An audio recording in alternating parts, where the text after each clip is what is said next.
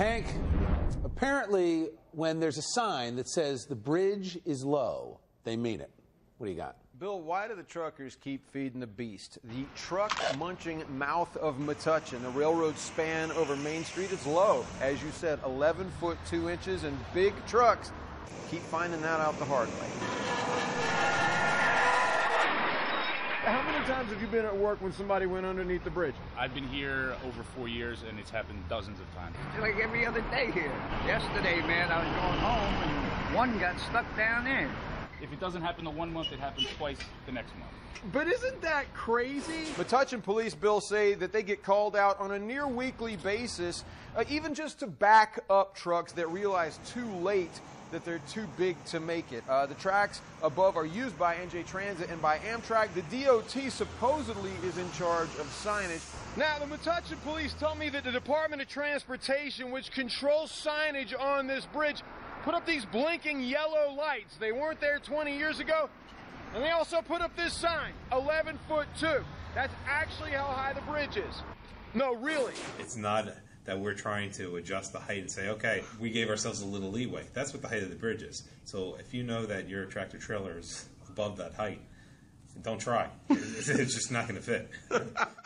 But I did reach out to DOT to ask, and they got back to me. They say they are not responsible for the signage there because it's a county road. But this is one low-lying bridge that keeps getting hit by trucks in New Jersey, and there's different situations all over the rest of the state. I can name you one. 5 blocks more, I used to live in Jersey City where it happened all the time.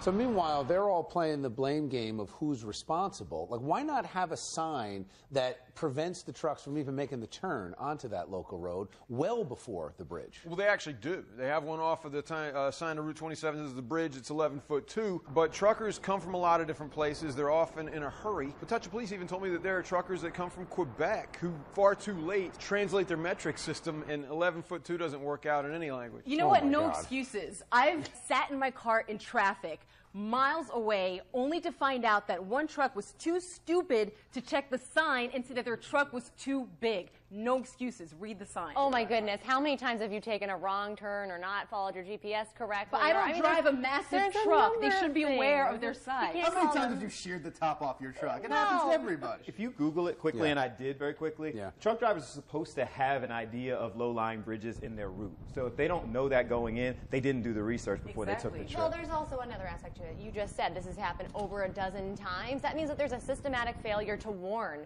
truckers that there's a low-lying bridge coming up. Read the sign. If it's happened more than once, then that means that the town needs to come in and do more about it. You know, the disturbing part of this is that each of these government entities, instead of working toward a solution, are just pointing the finger at whose problem and whose fault it is. That's what's ridiculous. They're just clarifying whose it is. There didn't seem to be a lot of blame going on, but there doesn't seem to be much in the way of a solution either.